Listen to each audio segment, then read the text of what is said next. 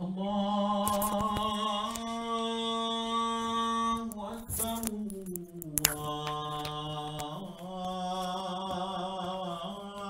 الله أكبر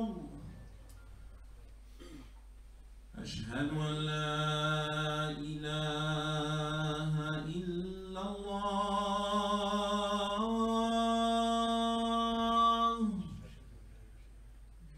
أشهد أن لا إله إلا الله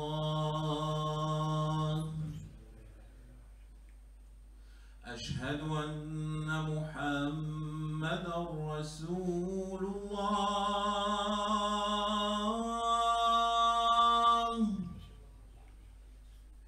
أشهد أن محمدًا رسول الله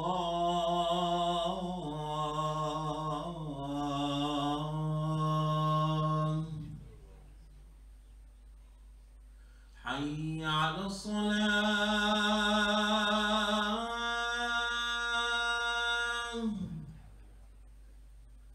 حي على الصلاة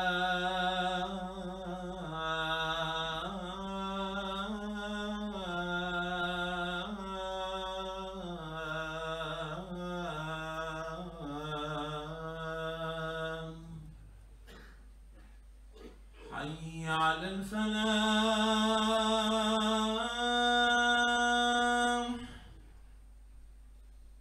حي على الفلاح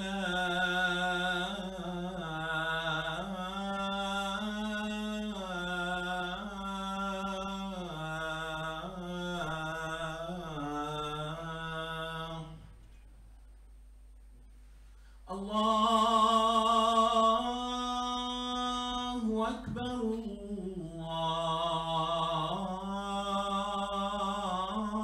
الله أكبر لا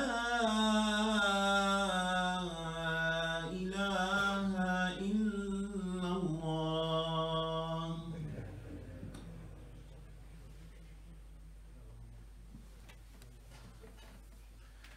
إن الحمد لله نحمده ونستعينه ونستغفره ونعوذ بالله من شرور أنفسنا ومن سيئات أعمالنا من يهدي الله فلا مضل له ومن يضلل فلا هادي له وأشهد أن لا إله إلا الله وحده لا شريك له وأشهد أن محمدًا عبده ورسوله صلى الله عليه وسلم بلغ الرسالة وأدى الأمانة ونصح الأمة وكشف الغمة وجاهد في الله حق جهاده حتى أتاه اليقين. أما بعد فإخواني إن شاء الله سنتذاكر اليوم في القرآن والإيمان في القرآن وكيفية تعلم الإيمان كما تعلموا الصحابة رضي الله عنهم. من الأشياء التي تلفت انتباه المؤمن المسلم لما نقرأ حياة الصحابة رضي الله عنهم وحياة النبي صلى الله عليه وسلم أنه أي صحابي دخل الإسلام ونطق بالشهادتين تغيرت حياته، تتغير حياته على الفور تغيرا كاملا. يصير يحب الإسلام والدين والله تبارك وتعالى أكثر من كل شيء، ويستعد لتحمل كل الشدائد والصعوبات من أجل الدين، ومهما وقع عليه من الاضطهاد ومن التعذيب ما يزيده ذلك إلا إيمانا وتسليما. ونحن نقرأ هذه القصص ولا نفهم لماذا تغيروا، كيف تغيروا هذا التغيير، كيف حصل هذا الإيمان، ونحن نقول الشهادة ونقرأ القصة ولا نفهم ما هو هذا الأمر. فالأمر إخواني أن الإله في قول لا إله إلا الله هو الشيء الذي يأله إليه قلب الإنسان أن يتعلق به، الشيء الذي يتعلق به قلب الإنسان. إذن الصحابة رضي الله عنهم لما يقولوا لا إله إلا الله يقطعوا علاقتهم، يقطعون تعلقهم بكل المخلوقات، يقطعون تعلقهم بكل المخلوقات حتى يتعلقوا بالله تبارك وتعالى ويستعدوا لأي شيء ويسلموا أمرهم ويسلموا حياتهم لله تبارك وتعالى. ولهذا تنوروا بنور الإيمان. ولكن بعد النطق بالشهادتين والدخول في الإسلام تبدأ مرحلة التربية، فكانت التربية مع النبي صلى الله عليه وسلم وخاصة في دار الأرقم في السر ساعات وهم يتلقون القرآن ويتدبرون ويقرؤون ويصلون ويتعلمون مع النبي صلى الله عليه وسلم. Le sujet de notre discours, Inch'Allah, c'est l'éducation coranique à la foi, l'apprentissage de la foi tel que Allah nous l'enseigne dans le Coran et tel que les Sahaba l'ont appris avec le prophète sallallahu alayhi wa sallam. Alors il y a un phénomène au temps du prophète sallallahu alayhi wa sallam qui est vraiment étonnant. C'est quand on lit les histoires des Sahaba, de leur conversion à l'islam, on voit que dès l'instant où chaque Sahabi a prononcé la shahada, sa vie change radicalement. C'est un basculement total, ça veut dire que sur le champ, il a la foi, il aime Allah, le prophète sallallahu alayhi wa sallam, l'islam plus que toute chose, il est prêt à toutes sortes, à tous les sacrifices et tout ce qui peut lui arriver comme torture, comme problème pour Allah Ta'ala, ça ne va que le motiver davantage pour l'islam.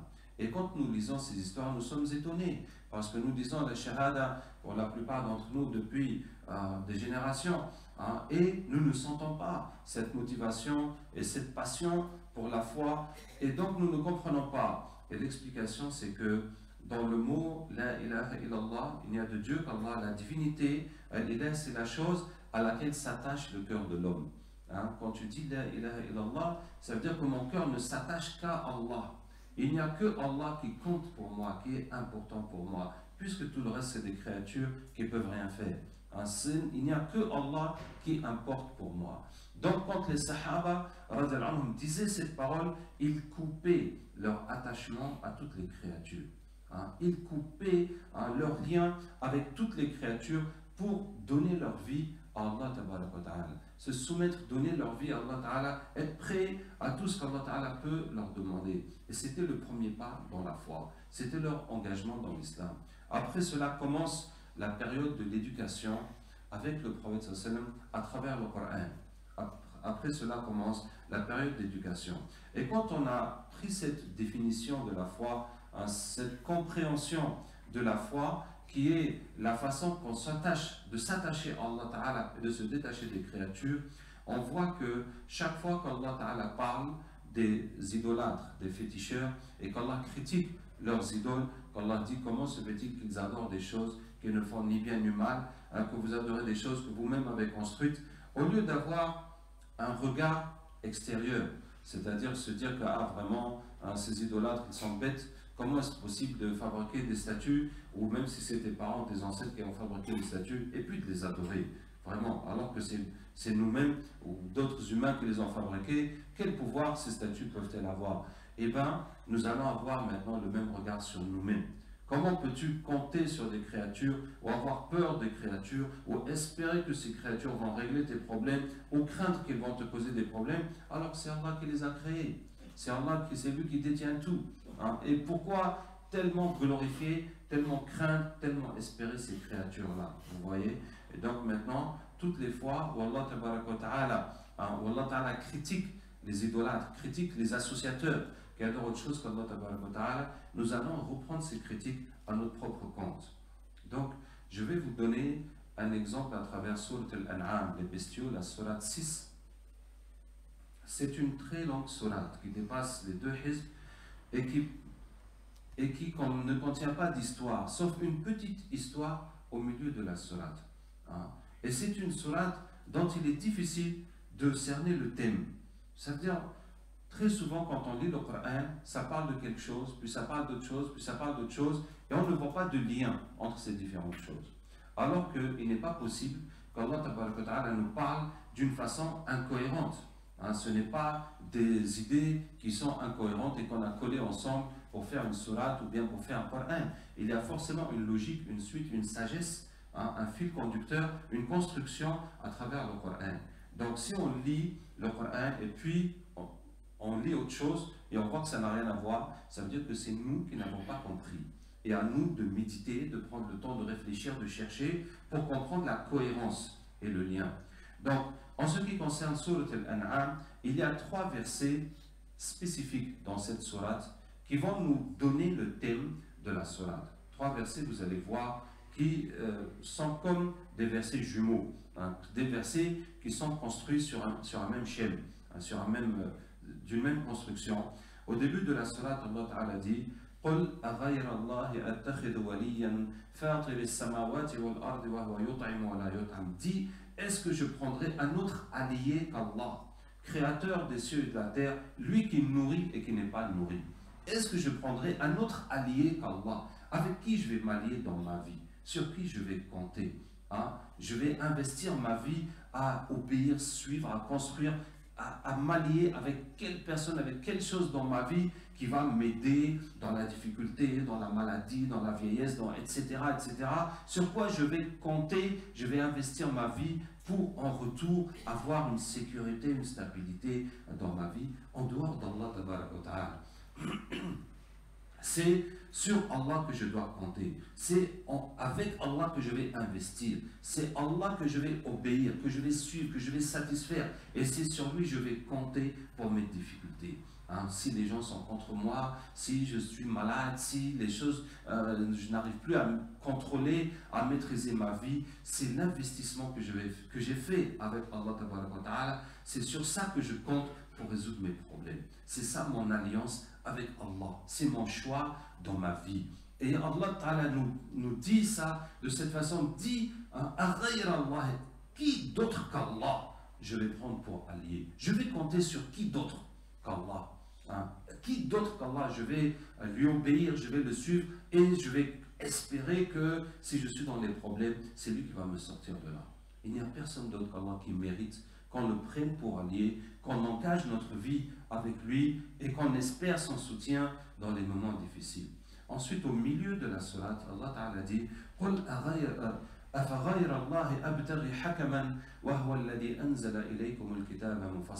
est-ce que je prendrai un autre arbitre, un autre juge qu'Allah, alors que c'est lui qui vous a descendu le livre détaillé? Hein, qui d'autre qu'Allah va juger, va me dire qu'est-ce qui est bien et pas bien, qu'est-ce qui est vrai, qu'est-ce qui est faux, qu'est-ce que je dois faire, qu'est-ce que je dois laisser, comment je dois gérer telle situation, qui va m'éclairer mon chemin, qui va m'expliquer la vie et comment je dois vivre, hein, et qu'est-ce qui fait réussir et échouer les choses en dehors d'Allah Tabaraka wa Ta'ala, alors qu'il nous a donné le livre où tout cela est détaillé. Est-ce qu'on va laisser les réponses qu'Allah nous a données, les vérités qu'Allah nous a montrées pour croire à d'autres, pour suivre d'autres qui vont nous dire non, pour réussir il faut faire comme ça, et si tu fais cette chose-là, ça va te mener à la perte. Hein?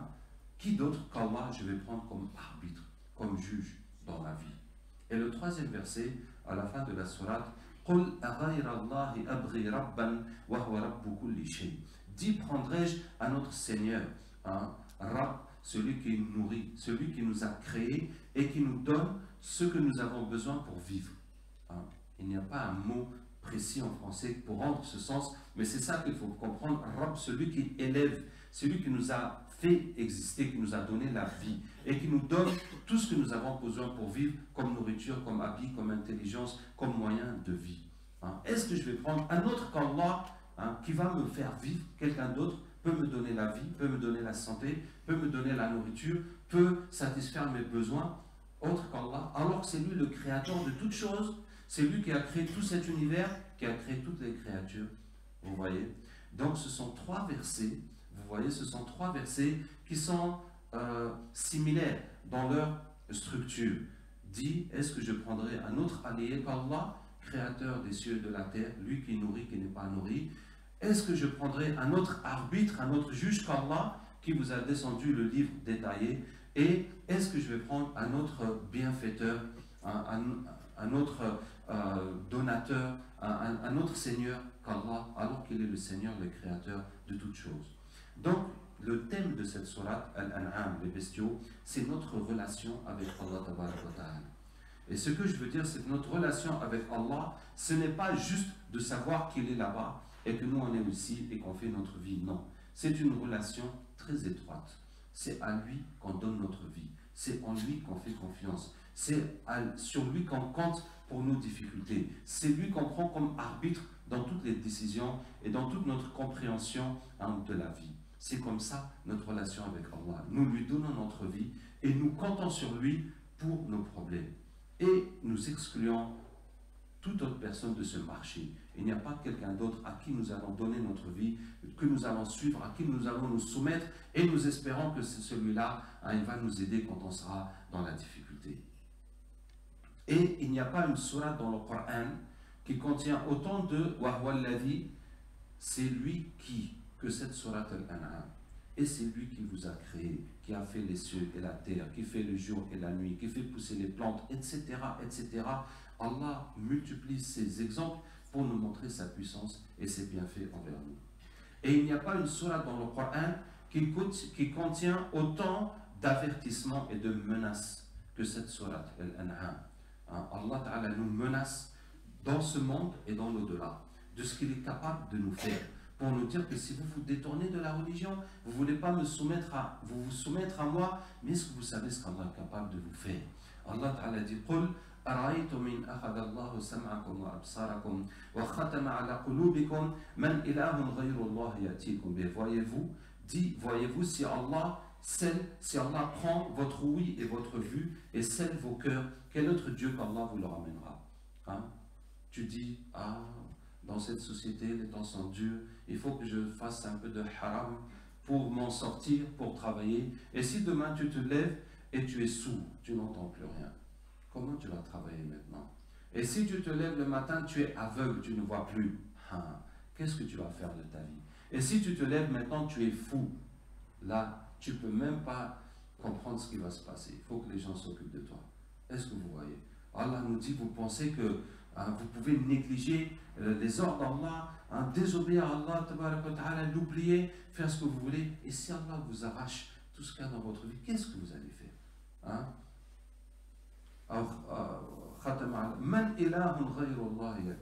Quel autre Dieu qu'Allah vous le ramènera? Les gens sur qui tu comptais, les gens pour qui que tu obéissais, est-ce qu'ils peuvent te secourir maintenant? Ils peuvent t'apporter ton ouïe ou ta vue ou te rendre la raison? Qui peut te secourir maintenant? Et aussi, Allah Ta'ala dit قُلْ هُوَ الْقَادِرُ عَلَى أَنْ يَبْعَثَ عَلَيْكُمْ عَذَابًا مِنْ فَوْقِكُمْ أَوْ مِنْ تَحْتِ أَرْجُلِكُمْ أَوْ يَلْبِسَكُمْ شِيَعًا وَيُذِيقَ بَعْضَكُمْ بَأْسَ بَعْضٍ. Dit celui qui est capable de vous envoyer un châtiment par au-dessus de vous, par en dessous de vous, ou de vous diviser en factions, en groupes, et de vous faire goûter la force les uns des autres. Vous voyez, nous avons dans les mois, dans le peu de temps qui a précédé, nous avons vu tout ça dans le monde. La pluie est tombée jusqu'à ce que des coulées de boue ont rasé des villages. Des centaines, des milliers de gens sont morts. Ou bien tremblement de terre et des centaines de milliers aussi de gens sont morts. Ou bien des guerres dans des pays qui étaient paisibles, qui étaient prospères. Et voilà la guerre. Et tout est détruit. Maintenant, c'est vraiment la catastrophe. Voilà. Allah nous dit, et tout ça, c'est à cause des péchés des gens. Parce qu'Allah Ta'ala dit, la destruction est apparue dans la terre et dans la mer à cause de ce qu'ont fait les mains des gens. Et je vous ai dit que dans cette sourate Al-An'am, il y a une seule histoire. Au milieu de la sourate, Allah Ta'ala nous donne l'exemple d'une personne qui a eu cette foi et qui avait cette relation avec Allah Ta'ala comme Allah l'a décrit. Allah nous donne un exemple pratique. Vous voyez? C'est un enseignement théorique. Allah a créé, Allah a fait, Allah donne, il faut s'attacher à Allah. Et Allah nous donne un exemple. Voilà comment cette foi se matérialise. Voilà comment cette vérité, ça sort dans la réalité. Une seule histoire au milieu d'une personne qui s'est attachée à Allah et tout le monde voulait le tuer. Tout le monde était contre lui, tout le monde voulait le tuer, mais lui il était attaché à Allah et tout ce que les gens ont fait, ça ne l'a pas déstabilisé. Ça ne l'a pas perturbé, ça ne l'a pas fait douter. C'est l'histoire de Ibrahim alayhi salam. Et dans cette histoire, Allah nous montre comment Ibrahim dit à son peuple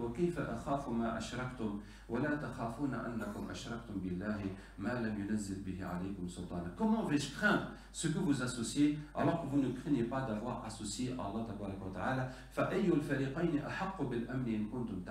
C'est lequel des deux qui est en sécurité si vous saviez?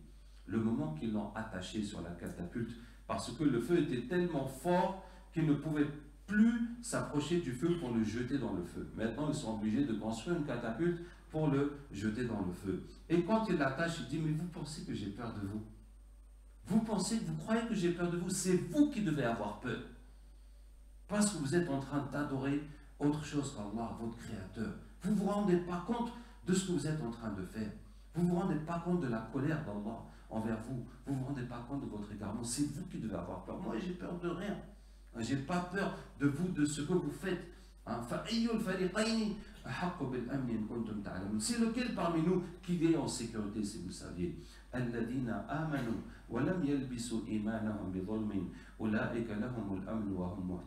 Ceux qui ont cru, qui n'ont pas entaché leur foi d'injustice, ceux-là ont la sécurité, ils sont bien guidés. Regardez ce qu'Allah nous dit. Si tu crois en Allah et si tu es droit, personne ne peut te nuire, personne ne peut te faire du mal. C'est Allah qui te donne la sécurité. C'est Allah qui te dit que tu es en sécurité, tu n'as rien à craindre. La seule chose que tu vas craindre, c'est tes péchés. Si tu as désobéi, si tu as fait du mal, là, la punition d'Allah peut tomber sur toi et Allah peut te punir à travers d'autres gens qui vont te faire du mal.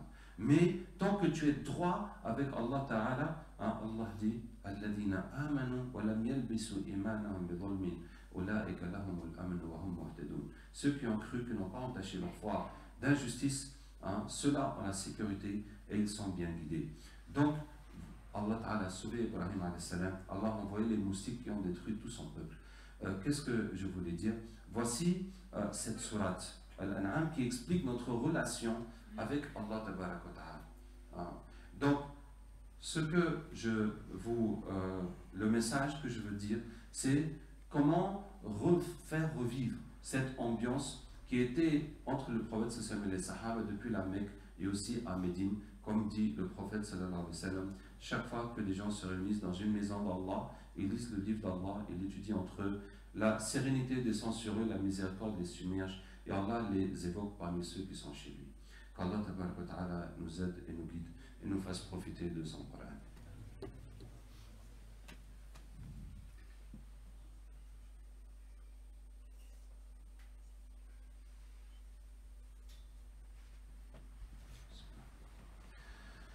Alhamdulillah, wa salatu wa salam ala rasulillah, subhanaka la ilma lana illa ma allamtana, innaka antal alimul hakim, wa la fahma lana illa ma fahamtana, innaka antal jawadul karim. Je vais essayer, Inch'Allah, de vous expliquer comment, de façon pratique, les Sahaba anhum, s'organisaient avec le Coran. Comment ils s'organisaient avec le Coran? Chacun avait un temps, une quantité de Coran à lire tous les jours, et notamment tous les soirs. Quand le prophète sallallahu dit « Iqra al-Qur'an », lisez le Coran, car il viendra le jour dernier intercesseur pour les gens qui l'ont pratiqué. Il ne s'agit pas de lire dans le livre, parce que les Sahaba ne savaient pas lire dans leur majorité, et il n'y avait pas de livre de Coran. Même ceux qui savaient lire, qui ont noté le Coran, ils ne lisaient pas comme ça dans ce qu'ils avaient écrit. Donc quand il s'agit de lire dans le hadith, quand il dit lisez le Coran, il s'agit de réciter. Il s'agit de réciter dans la prière. Comme on dit que l'imam a lu telle sourate ou telle sourate, il ne s'agit pas de lire dans le livre, mais de réciter dans la prière. Donc leur relation, c'était de réciter le Coran dans les prières. Maintenant, pour réciter, il faut apprendre par cœur. Il faut apprendre par cœur. Et quand tu as appris par cœur et que tu n'as pas de livre ou même tu ne sais pas lire pour réviser, comment tu vas faire pour ne pas oublier ces versets? Il faut les répéter dans tes prières pour ne pas les perdre. Et quand ils apprenaient, ils pratiquaient seulement pour pouvoir apprendre la suite. Ils ne pouvaient pas apprendre la suite s'ils n'avaient pas compris et pratiqué les premiers versets. Donc c'est comme ça que les Sahaba vivaient le Coran, apprendre par cœur, comprendre, pratiquer, réciter dans la prière, notamment dans les prières de nuit. Tout ça c'était une seule et même chose.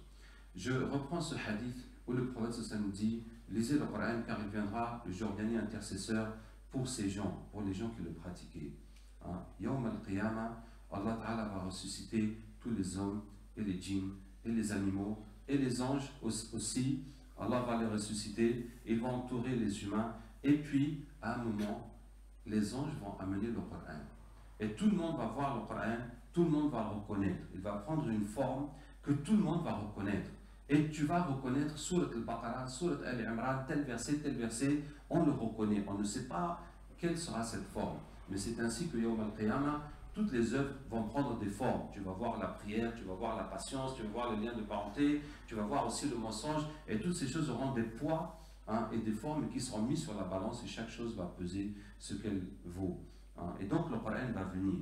Et derrière le Coran, il y a les gens qui l'ont pratiqué. Il y a ceux qui ont tout pratiqué. Il y a ceux qui ont tout pratiqué sauf un ou deux versets, ceux qui ont pratiqué la moitié, le quart, et jusqu'à celui qui a pratiqué un seul verset, et il est attaché, il est accroché à son verset, qui va le défendre pour l'emmener au paradis. Maintenant, si on a vu passer cette procession du Coran, on a vu passer ce cortège, et on n'est pas dedans. Et on n'est pas dedans. Ça veut dire que tu n'as pas trouvé un seul verset du Coran qui va te défendre. Tu n'as pas trouvé un seul verset du Coran que tu peux dire, oui, celui-là, je l'ai pratiqué à 100%, il va venir te défendre le jour dernier. Et tu les as vus passer, tu n'es pas dedans. Qu'est-ce qui va t'arriver? Le prophète m'a dit, le Coran est une preuve pour toi ou contre toi. Si tu n'as pas trouvé un seul verset du Coran pour te défendre, qu'Allah nous préserve, on va trouver d'autres versets qui vont nous accuser, qui vont nous incriminer. Et si c'est le Coran qui t'accuse, par exemple, Allah Ta'ala dit La'natullah ala zalimi, Allah montre que la malédiction d'Allah est sur les injustes. Et si ce verset t'a attrapé, que tu en fais partie, comment tu vas te défendre? Mais c'est la parole d'Allah. Et il n'y a personne qui peut encore dire quelque chose. Ou dire non, c'est comme ci ou c'est comme ça, c'est fini. C'est la parole d'Allah qui t'a condamné. Qu'Allah nous préserve. Vous voyez? Donc quand on entend ce hadith et on imagine cette scène le jour dernier, qu'est-ce qu'on doit se dire? On doit se dire, mais moi, depuis le temps que je suis musulman, que je pratique, j'ai pratiqué quel verset du Coran? J'ai même pas réfléchi que, est-ce que j'ai pratiqué un quelconque verset du Coran? Donc, je n'ai qu'à commencer tout de suite. Je n'ai qu'à commencer tout de suite, chercher un verset, n'importe lequel, le plus facile, le plus accessible, et je vais tout faire pour le pratiquer. Et si j'ai pratiqué ce verset, Inch'Allah, je vais chercher un deuxième, mais déjà, on n'a qu'à commencer avec un seul verset. Et vous voyez que tout à coup, on se retrouve dans la vie des Sahaba, qui apprenaient quelques versets, 5 ou 10 versets, qui les comprenaient, les pratiquaient, avant de prendre la suite, et puis la suite, et puis la suite. Et c'est comme ça que le Coran était pour eux un manuel pratique. Je ne vais pas vous laisser sans vous donner un exemple. Je vais vous donner, Inch'Allah, un exemple peut-être parmi les plus simples des versets qu'on peut appliquer. Allah Ta'ala dit que l'homme regarde sa nourriture. Voilà, c'est facile. Tout le monde, quand il mange, regarde sa nourriture. Mais Allah nous demande de méditer. Allah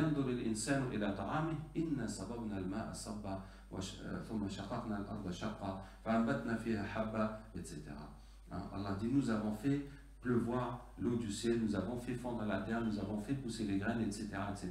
Donc, Allah veut que chaque fois qu'on mange, qu'on médite sur sa puissance et sur ses bienfaits. Vous voyez, si tu manges tout seul, tu réfléchis tout seul. Si tu manges en famille ou avec tes amis, vous discutez. Regardez les enfants, comment Allah Ta'ala fait ça. C'est la puissance d'Allah. Tous les scientifiques du monde ne peuvent pas fabriquer une pomme de terre, etc. Et vous discutez des bienfaits et de la puissance d'Allah Ta'ala qui dans la nourriture. Est-ce que vous voyez? Jusqu'à ce que ça devienne un acquis. Que tu ne peux pas manger sans regarder, sans contempler, sans méditer sur la puissance d'Allah. Et donc, tu as appliqué ce verset. Que l'homme regarde sa nourriture. Ah oui, tu regardes et tu penses au bienfait d'Allah. Donc, ce verset est devenu une réalité dans ta vie. Vous voyez? Et puis, tu vas chercher un autre verset et un autre verset. Qu'Allah Ta'ala nous aide et nous guide, Inch'Allah. Allahumma laka alhamdu kama yanbaghi li jalali wajhika wa 'azimi sultanik. اللهم صل وسلم وبارك على سيدنا محمد وعلى آله وصحبه أجمعين.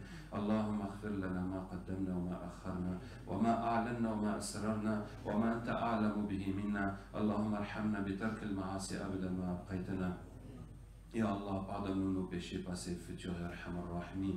Ya Allah, permets-nous de ne plus jamais te désobéir, de ne jamais te fâcher, de ne jamais te décevoir. Ya Allah, remplis nos cœurs de ton amour et de la foi en toi. Ya Allah, fais-nous comprendre que tu es mieux pour nous que toute chose. Fais-nous comprendre que tous les biens étant ta religion. Ya Arhamar Rahimin. Ya Allah, enlève de nos cœurs l'attachement aux créatures, enlève de nos cœurs l'attachement à ce bas monde, enlève de nos cœurs la valeur des choses que tu détestes, enlève de nos cœurs l'admiration et l'admiration des gens que tu détestes, Ya Arhamar Rahimi. Ya Allah, mets dans nos cœurs l'envie de te satisfaire, de t'obéir, de t'évoquer et de t'adorer sans relâche. Ya Allah, mets dans nos cœurs l'amour de ton prophète sallallahu alayhi wa sallam, de sa sunna, de sa voix, de son mode de vie. Ya Allah, fais-nous connaître ses paroles, fais-nous connaître ses pensées, fais-nous connaître son souci, fais-nous connaître sa souffrance, fais-nous connaître son amour pour nous, Ya Arhamar Rahimin.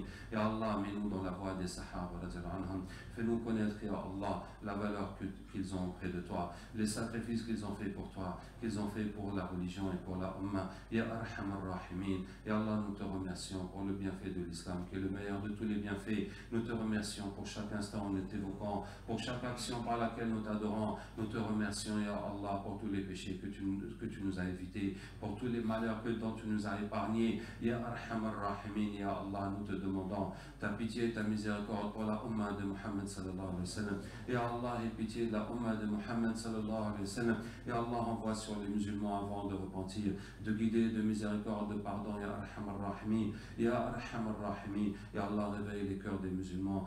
Mets dans les cœurs des musulmans ton amour et l'amour de ton prophète sallallahu alayhi wa sallam. Ya Allah, mets dans le cœur des musulmans le retour vers ta religion. Enlève des cœurs des musulmans la fascination des mécréants. Ya Arhamar Rahimin. Ya Arhamar Rahimin. Ya Allah, ouvre les portes de la guidée pour les hommes et les djinns dans le monde entier. Ya Arhamar Rahimin.